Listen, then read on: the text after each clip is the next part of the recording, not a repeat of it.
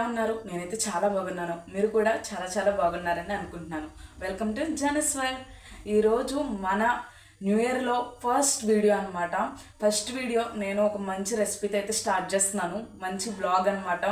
చాలా స్పెషల్గా కూడా ఉంటుంది కదా మనకి, అందుకని నేను రెసిపీతో అయితే స్టార్ట్ చేస్తున్నాను. ఈరోజు రెసిపీ వచ్చేసి మష్రూమ్ పలావ్ అలాగే మష్రూమ్ కర్రీ అయితే చేస్తున్నాను. తక్కువ స్పైసెస్తో మంచి టేస్ట్ వచ్చేలాగా, థిక్ గ్రేవీగా వచ్చేలాగా కర్రీ, అలాగే తక్కువ స్పైసెస్తో పులావ్, కుక్కర్లో పలావ్ అయితే చేసి చూపిస్తాను. చాలా బాగుంటుంది. చాలా తక్కువ ఇంగ్రీడియంట్స్తో అయితే చేసుకోవచ్చు. ఇప్పుడు మనకి ఫస్ట్ అయితే నేను పులావ్కి కావాల్సినవన్నీ కూడా చెప్తాను. నేను ఇక్కడ తీసుకునే అన్నీ కూడా కర్రీ అలాగే పులావ్కి రెండిట్లకి కలిపి అయితే నేను ఇంగ్రీడియంట్స్ అయితే తీసుకున్నాను. నేను వేసేటప్పుడు నేను క్వాంటిటీ అనేది చెప్తానమాట డీటెయిల్డ్గా. రైస్కి అయితే ఎంత వాడాలి, అంటే కర్రీకి అయితే ఎంత వాడాలి అనేది నేను డీటెయిల్డ్గా అయితే నేను ఎక్స్ప్లెయిన్ చేస్తాను. ఫస్ట్ నేను మామూలుగా రెండిట్లకి కలిపి నేను ఏమేమి తీసుకుంటున్నాను వస్తువులు అనేది ఇప్పుడు మీకు చెప్తానమాట. ఒకసారి చూడండి. ఫస్ట్ అయితే కాజు, సాజీరా, మరాఠీ మొగ్గ, బిర్యానీ ఆకు, యాలక్కాయలు, అనాస పువ్వు, చెక్క, లవంగం. ఇవైతే మసాలా దినుసులు. అంటే మన పలావులో ఖచ్చితంగా మనం బిర్యానీ దినుసులు అంటారు కదా, ఇవన్నీ కంపల్సరీ మనం వాడతాము. ఇవైతే కంపల్సరీ అనమాట. కర్రీలోకైనా రైస్లోకైనా ఈ రెండిట్లకి కలిపి నేను అందాజుగా తీసుకున్నాను అనమాట. బిర్యానీ దినుసులు అవి అయితే తీసుకున్నాను. ఇంకా బిర్యానీలోకి ఇంకేంటంటే ఒక 2 ఉల్లిపాయలు తీసుకున్నాను, సన్నగా తరిగేసుకోండి. ఇంకా 2 టమాటాలు కూడా సన్నగా తరిగేసుకోండి. ఒక 4 పచ్చిమిర్చి చీలికల్లాగా చేసుకోండి. ఇంకా మష్రూమ్ కూడా నేను ఎక్కువ పెద్దగా ఉండకూడదని చెప్పేసి నేను ఇట్లా సన్నగా అయితే కట్ చేసుకున్నాను అనమాట. ఎందుకంటే కర్రీ కూడా ఉంటుంది కాబట్టి మనకి బాగుంటుంది అని చెప్పేసి ఇట్లయితే సన్నగా కట్ చేసుకున్నాను. ఇంకా అల్లం వెల్లిపాయ పేస్ట్ మ్యాండేటరీ, ఖచ్చితంగా మనం వాడతాం కదా. ఇంకా ధనియాల పొడి, జీరా పొడి, గరం మసాలా ఇంకా కామన్ అనమాట. ఏ కర్రీస్కైనా అది కామన్. ఇంకోటి ఏంటంటే కారము, ఇది మసాలా కారం అనమాట, ఇంట్లో చేసింది. నెయ్యి. ఏ రెసిపీకైనా మనకి కంపల్సరీగా కావాల్సింది నెయ్యి అనమాట. జీరా రైస్ కానీ, గార్లిక్ రైస్ కానీ, పన్నీర్ రైస్ కానీ, జీడిపప్పు రైస్ కానీ, ఏ రైస్ చేసుకున్నా మనకు కామన్గా కావాల్సింది నూనెతో పాటు నెయ్యి. చాలా టేస్ట్ అయితే వస్తుంది. ఎందుకంటే ఆ ఫ్లేవర్ ఉంటేనే రైస్ కానీ కర్రీ కానీ బాగుంటుంది అబ్బా. నాకైతే ఆ నెయ్యి ఫ్లేవర్ అనేది పర్సనల్గా నాకు చాలా ఇష్టము. అందుకనే నేను నెయ్యి ప్రతి దాంట్లో వీలైనంత వరకు ప్రతి దాంట్లో వాడడానికి అయితే నేను ట్రై అయితే చేస్తాను. ఇంకా ఇలా సింపుల్గా ఇంగ్రీడియంట్స్తో చేస్తున్నాను. ఇంకోటి ఏంటంటే మన తెలుగు వాళ్ళకి అన్నిటిలోకి కరివేపాకు లేకుండా రోజు గడవదు కదబ్బా.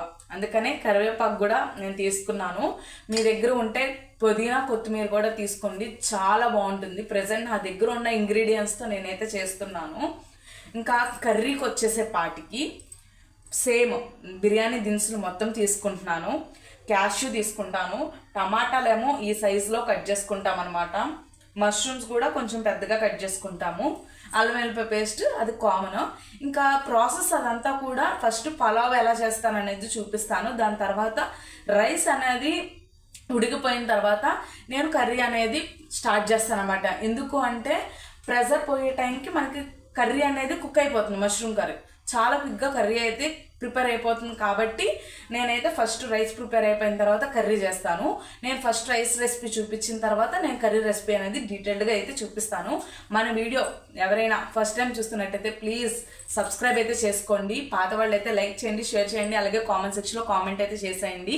మీకు ఇంకా వేరే రెసిపీస్ ఏం కావాలి అనేది నాకు కామెంట్ సెక్షన్లో కామెంట్ చేస్తే నేను నెక్స్ట్ టైం మీరు అడిగిన రెసిపీ అనేది కంపల్సరీగా నేను వ్లాగ్ అనేది చేస్తాను. మీకు నచ్చిన రెసిపీ అనేది నేను చేసి చూపిస్తాను. నా స్టైల్లో నేను ఎలా చేస్తాను, మా హస్బెండ్ ఎంత ఇష్టంగా తింటారనేది నేను ఒక వ్లాగ్లో అయితే కంపల్సరీ మీకు నచ్చిన రెసిపీ అనేది పెడతానమాట. ఇది ఇంకా వీడియో అయితే కంటిన్యూ అయిపోతుంది, చూసేయండి. ఫస్ట్ ఒక ప్యాన్ అయితే పెట్టుకోవాలి. నేనైతే కుక్కర్లో చేస్తున్నాను కాబట్టి కుక్కర్లో అయితే కొంచెం ఆయిల్ అలాగే నెయ్యి కూడా వేసుకొని బాగా కొంచెం హీట్ అయితే అవనివ్వాలి.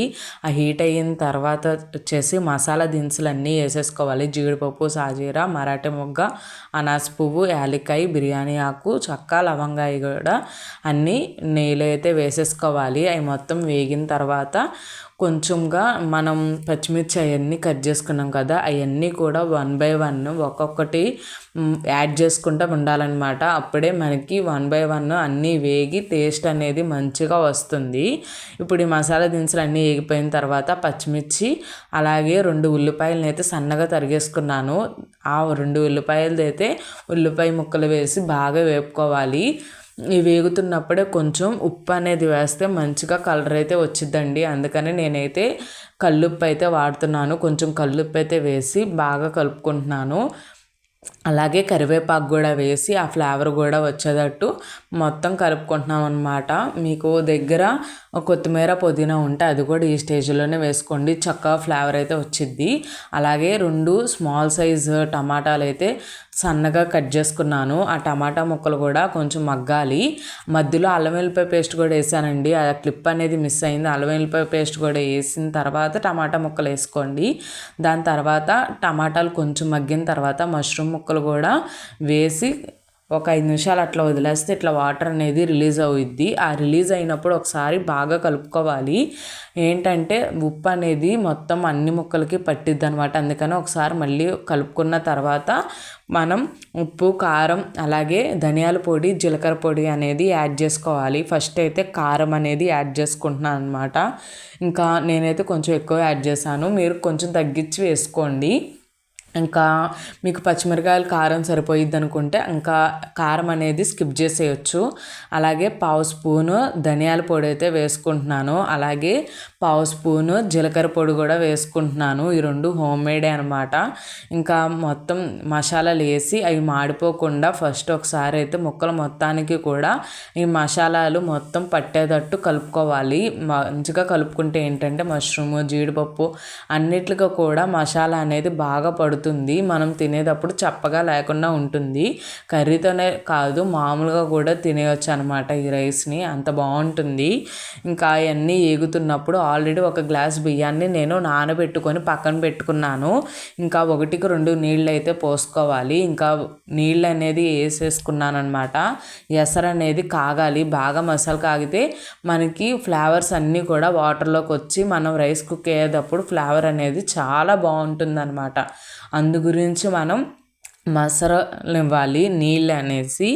ఇంకా అందుకని చెప్పి ఇంకా మీడియం ఫ్లేమ్లో పెట్టేసి నీళ్ళు అనేవి బాగా మసలనిస్తున్నాను. బాగా మసిలిన తర్వాత ఆల్రెడీ మనం నానబెట్టుకున్నాం కదండి బియ్యము, ఆ బియ్యం అనేది వేసేయాలి. నేను మొత్తం వేసేస్తున్నాను అనమాట, డబ్బా పెట్టేస్తున్నాను. కొంచెం ఎక్కువైనా పర్లేదు. ఇంకా మనం కుక్కర్లో మొత్తం పెడతాం కదా, ప్రెషర్ పెట్టేస్తున్నప్పుడు మనకి పలుకులాగానే విడివిడిగా వచ్చేసిద్ది రైస్. అందు గురించి అయితే మనం ఇట్లాగైతే చేసుకోవాలి. ఫస్ట్ ఇట్లాగైతే మొత్తం రైస్ అనేది కలిపేసుకోవాలన్నమాట. కలిపేసుకున్న తర్వాత కొంచెం ఇప్పుడు రైస్ కూడా కొంచెం ఒక 50% అట్లాగా మనకి ఇలా వాటర్ మరుగుతున్నప్పుడే మనకి 50% రైస్ అనేది ఉడికిపోయిద్ది. ఆ టైంలో మనం ప్రెషర్ అనేది పెట్టుకుంటే హై ఫ్లేమ్లో అయితే 2 విజిల్లు, లో ఫ్లేమ్లో అయితే మీడియం ఫ్లేమ్లో అయితే 1 విజిల్ అయితే పర్ఫెక్ట్గా ఉడికిపోయిద్దండి. మీరు ఎటు చూడక్కర్లేదు, అంత బాగా కుదిరిద్ది రైస్ అనేది. ఇంకా విజిల్స్ కూడా వచ్చేసాయి. ఒక పక్క కర్రీ కూడా పెట్టుకున్నాను. ఇంకా ప్రెషర్ అయితే ఇట్లా అయితే వచ్చేస్తుంది. చాలా బాగా వచ్చిందండి రైస్ అయితే, అసలు చాలా బాగా అయితే వచ్చింది. మీరు కూడా ట్రై చేయండి. మీరు కూడా ట్రై చేసి ఎలా వచ్చింది ఏంటి అనేది నాతో అయితే షేర్ చేసుకోండి. ఇంత సింపుల్గా పలావ్ చేయొచ్చా అని అనిపించిద్ది అనమాట. నేను మీకు చూపించడం కోసం అన్ని ప్లేట్స్లో అన్నిటిలో పెట్టాను కదా, అందుకని నాకు చాలా అంట్లయితే పడిపోయాయి. ఇంకా రైస్ చూసారా ఎంత పొడి పొడిగా వచ్చిందో.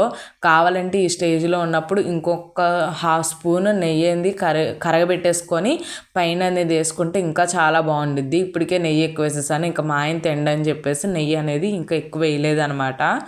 ఇంకా చూసారా రైస్ అనేది ఎంత పొడి పొడిగా వచ్చిందో, పొగలు కక్కుకుంటూ వచ్చింది.